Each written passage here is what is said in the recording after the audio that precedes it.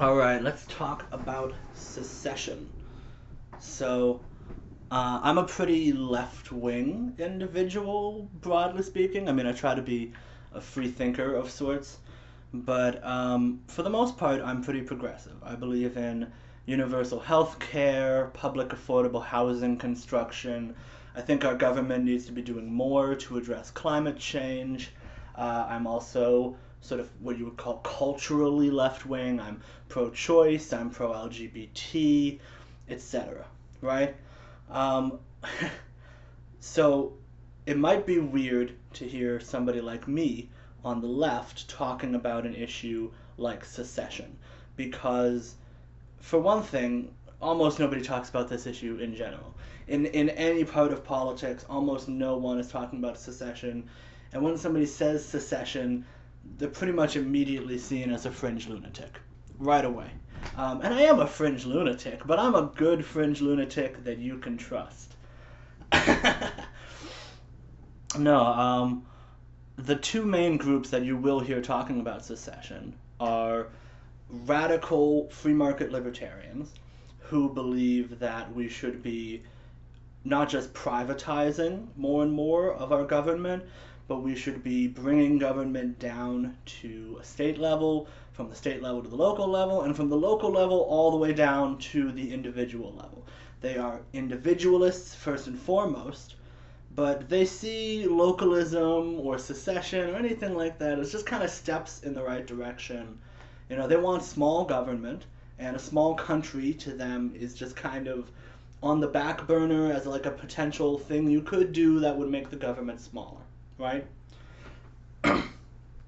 Every once in a while, you get a candidate who makes a big issue of this. Andy Coe ran an anarcho-capitalist presidential campaign on abolishing the federal government, for example, and just dividing the United States into 50 different smaller countries. Every state would get to be its own country. I'm not sure how I feel about that proposal because I think the borders of our states as they exist are pretty arbitrary, they're defined historically. I don't really know if it makes sense to just lop them off on the existing border lines. But I'd be open to it. I'd be open to it, to be honest with you. Um, I liked him as a candidate. I thought he was an interesting candidate. But the other group that you'll hear talk about secession is far right, like white nationalist militia types. These are people who are definitely not libertarian because they are super, super anti immigration, anti LGBT, etc., etc., right? They are culturally far right. And they usually hate the federal government for complicated reasons. A lot of conservatives have a states' rights sort of a motto, and a lot of militia members just take that states' rights motto and they take it to the next level. They want to secede because they don't want to be a part of like the deep state or the globalist agenda. And they think that, for whatever reason, they think that if their state secedes, then they won't be a part of the globalist agenda. Um, I don't know how they think that works, frankly. Uh, but since those are the groups that normally talk about secession, it might be weird to hear somebody left wing talking about the issue. But I do think there are some left wing values that are being ignored by the modern left that secession could kind of point in the direction of. So, where do I start with this? Well, for one thing, I did mention that I think there are things that secession can help fix for the left, right? One thing is that the left is typically seen as sort of the big government people. And the natural extreme of this is socialism, like Soviet Union style, top down economic planning, socialism, right? And whether you advocate something as totalizing, as a planned economy like the Soviet Union, or you just advocate sort of more progressive government spending, progressive taxation, higher public spending. Either way, you're arguing for a greater degree of involvement by the government, which is a fairly top-down institution. And I think that if you're going to be a group of people who believes in top-down government decision-making, if you're going to be a group of people who believes that we kind of need that governmental authority to take care of us, to provide certain things for us, then I think it makes sense that you would want to kind of keep that in check in some ways. You want that government to be highly accountable, and having a smaller nation state can go hand in hand with that. So that's pretty immaterial. So what do I mean by accountable? Right now in the House of Representatives, there's a debate about whether or not to expand the House. Critics say that no, we shouldn't expand the House. And they say that the reason we shouldn't expand the House is because we would lose something valuable about how the House functions. We would lose deliberation. We would lose real people in the House of Representatives talking to one another and sort of reading the law and actually conversating about this in a physical place, right?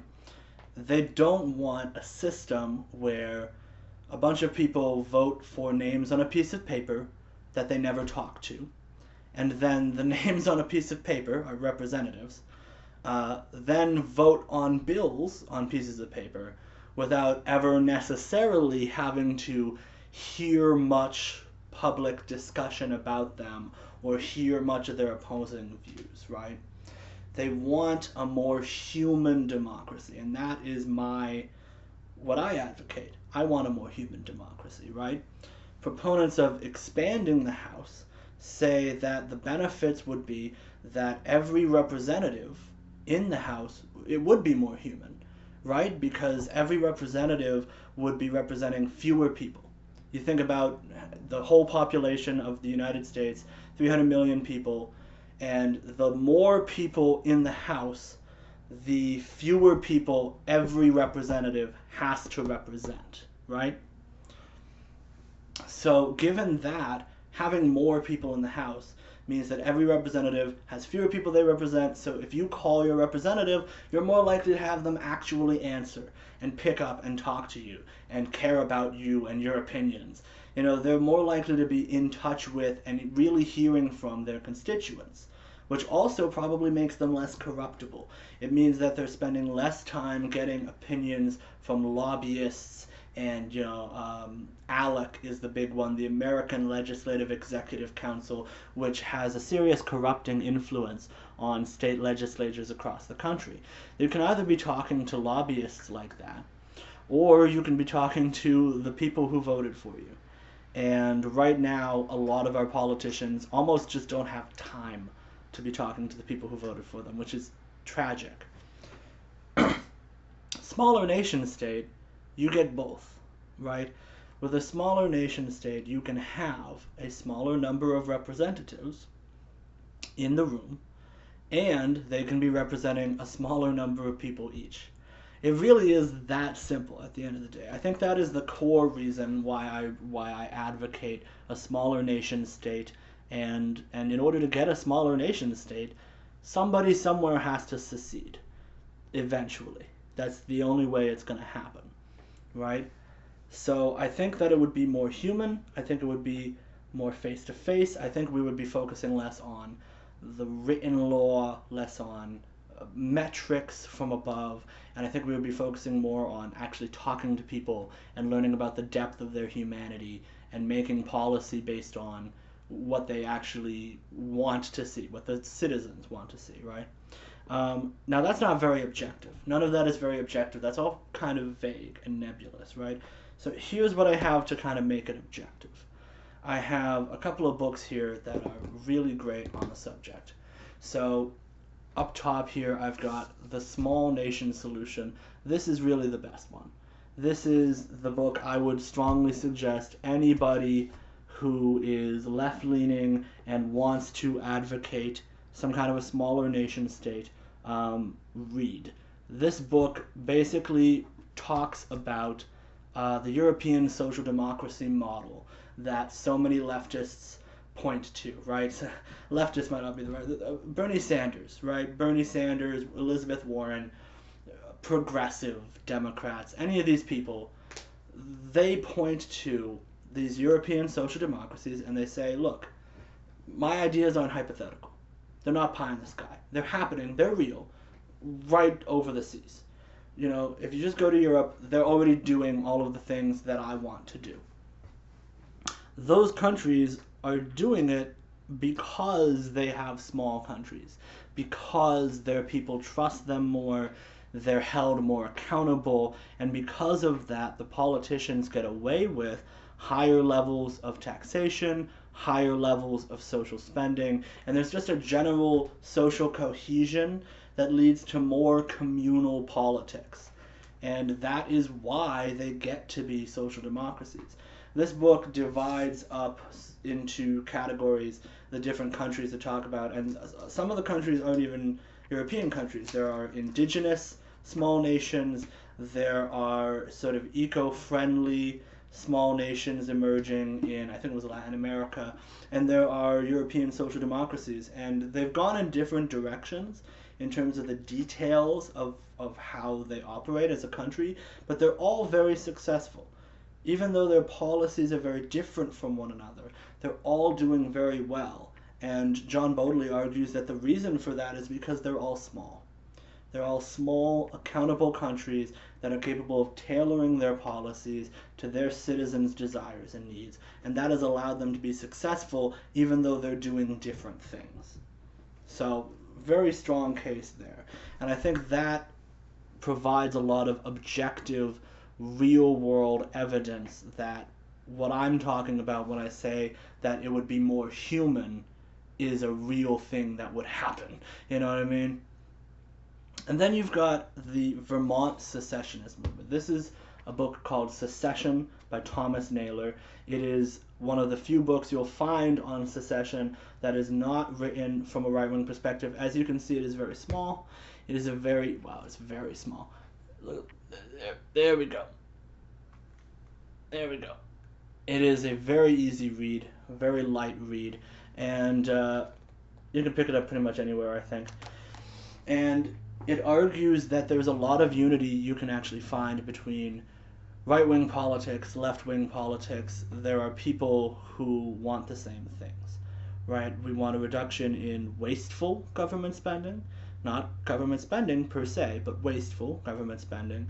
There are a lot of people who want a reduction in unjust wars and military spending, and there are a lot of people who just generally want their government to be more accountable. A lot of people were mad about the bailouts, for example, in 2008, and they argue that those sorts of policies that have bipartisan sort of outrage regarding those policies would not happen in a smaller nation state. And they also talk about the values of a more localized economy, which I personally think goes hand in hand. They also sort of criticize some of the globalization run amok, where global multinational corporations can go from country to country shopping for whatever country has the best mixture of subsidies and keeping labor cheap for their corporation to exploit that country as much as possible. So because globalization is such a key issue to them, they also describe how a smaller nation would be in a better position to manage globalization, not cut itself off from the world, but to balance the pros and the cons of globalization and to make it an actual accountable conversation. And finally, this one is really heady and good. The Breakdown of Nations by Leopold Kohr. This book basically argues that size is not just a political spectrum, it is the political spectrum. He argues that whether you are living in a dictatorship or a democracy is actually less of a factor on whether or not you will personally experience the tyranny that we would see in socialist countries or fascist countries. He says that that is less of a factor than the size of the country you're in. That a democratic country that is enormous still has a government that is too separate from its people and that has too concentrated of military and police resources and can crack down on its citizens more than a small dictatorship ever could. So it's a pretty strong argument, I would say, because he really buffers it by saying, no, I'm not just saying size is important, I'm saying it might even be more important than democracy in terms of the actual material effects on people's lives. So yeah, I want to talk. One of my goals for this podcast is to talk to people who might share this position with me. Um, they're rare, they're hard to come by, but I might want to talk to right wing secessionists. There was a right wing bill put forward to have New Hampshire secede from the Union. It was filled with tons of partisan language. And I might want to talk to them in a non hostile way and just kind of be like, hey guys, I'm a left wing secessionist. Do you think this language might turn off people like me from ever being able to get behind your movement? Or I might want to talk to some Free Staters, Libertarian Free State Project people for why they believe in secession and see where we agree, where we disagree, where there might be a coalition building thing that could happen on this issue. Yeah, so look forward to that in the future. I've got some good guests lined up. I know a lot of people in New Hampshire in some surprising organizations. I know leftists, I know libertarians, I know rightists, I know everybody. So I'm hoping that will be good for anybody who lives in New Hampshire. There's going to be a really good lineup of guests in the future.